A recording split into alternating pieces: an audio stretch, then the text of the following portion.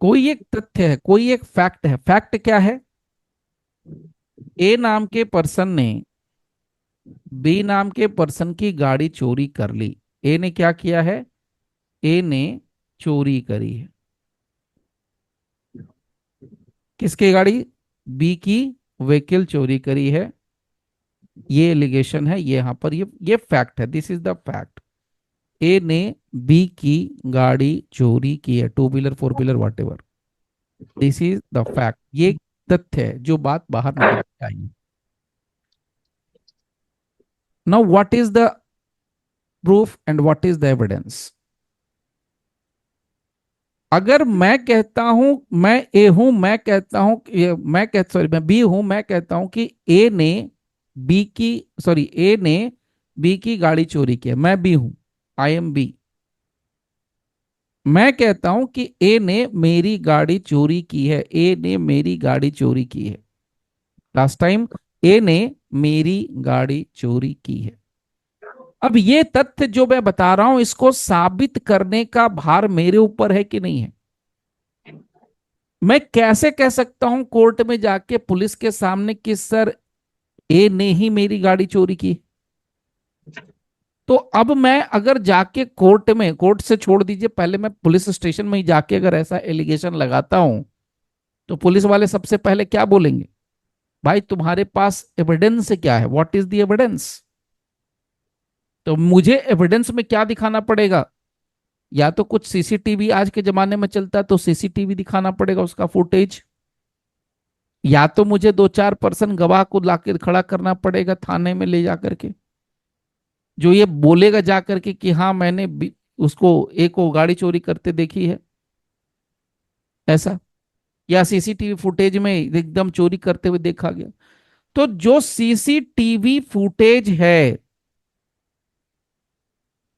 या जो पर्सन्स हैं, जो व्यक्ति जिन्होंने देखा था चोरी करते हुए, ठीक है, ये जो सीसीटीवी फुटेज, ये जो विटनेस है, ये क्या कहलाएंगे?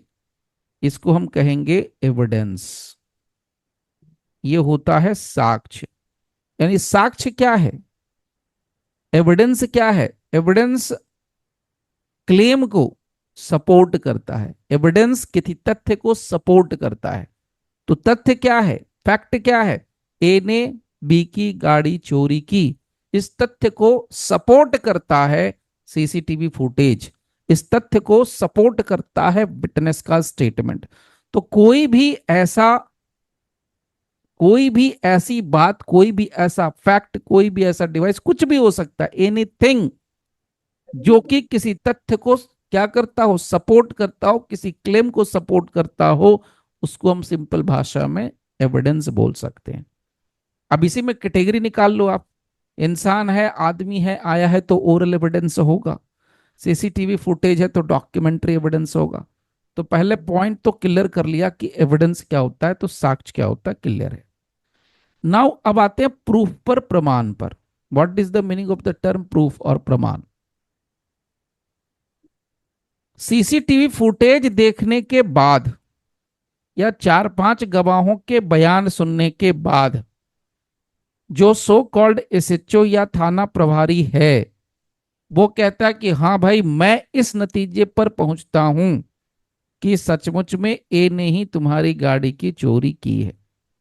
यानी सीसीटीवी फुटेज से या विटनेसेस के बयान से ये बात साबित होती है, ये बात प्रमाणित होती है, साबित छोड़ दीजिए बाद में लेंगे, प्रमाणित होती है कि भाई यहां पर तुम्हारी गाड़ी चोरी हुई है और ए ने ही तेरी गाड़ी चोरी की। प्रमाण मिला, इस बात के सबूत मिले। अब इसको ऐसे भी आप समझ सकते हैं, मतलब हम लोग ये कहते हैं कि हम लोग जिस सभ्यता में हैं, जिस सिविलाइजेशन में हैं, उसमें हम सबसे पहले एक सभ्यता आई थी जिसको बोलते हैं हड़प्पा। हड़प्पा जिसको बोलते हैं, इंडस वैली सिविलाइजेशन जिसको इंग्लिश में कहते हैं। तो भाई इस बात के प्रमाण मिले, एविडेंस नहीं मिला, प्रमाण, प्रूफ मिला है। तो यहां पर प्रूफ क्या है? जब सारे के सारे एविडेंसेस मिलकर के किसी एक फैक्ट को कंफर्म करते हैं, तो प्रूफ क्या होता है? What do you mean by proof? when all the evidences confirms an idea or theory or fact। तो जब सारे हमारे पास क्या एविडेंस है, हमारे पास दो एविडेंस है, चार पांच गवाहों के बयान है, सीसीटीवी का फुटेज है। तो चार पांच गवाहों के बयान के आधार पर, सीसीटीवी फुटेज के आधार पर, तो क्या हो गया, all the evidences confirm an idea और फैक्ट और थ्योरी। तो कंफर्म कर रहा है उस तथ्य को कि हाँ, ए ने ही बी की गाड़ी चोरी की है। So this is the basic difference between proof and evidence, proof और एविडेंस। क्लियर? एविडेंस का मतलब आपको मैंने पहले ही बता दिया। एविडेंस क्या हो सकता है, तो एविडेंस लिखना है तो आप लिख लीजिए, एविडेंस क्लेम को सपोर्ट करता है। एविडेंस का मतलब होता है इंफॉर्मेशन, एविडेंस का मतलब होता है क्लूज, सिंपल भाषा में।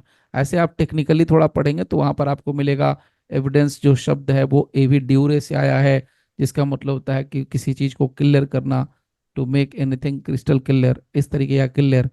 तो इन यहाँ पर एविडेंस का मतलब हम लोग सिंपल समझने के लिए ले लेंगे information and clues that support an idea. अब आइए अपने असल मुद्दे पर, जिसको हम कह रहे हैं burden of proof. So what is burden sir of, testimony क्या होता है सर? क्या सर, क्या बोलना चाह, टेस्टिमोनी।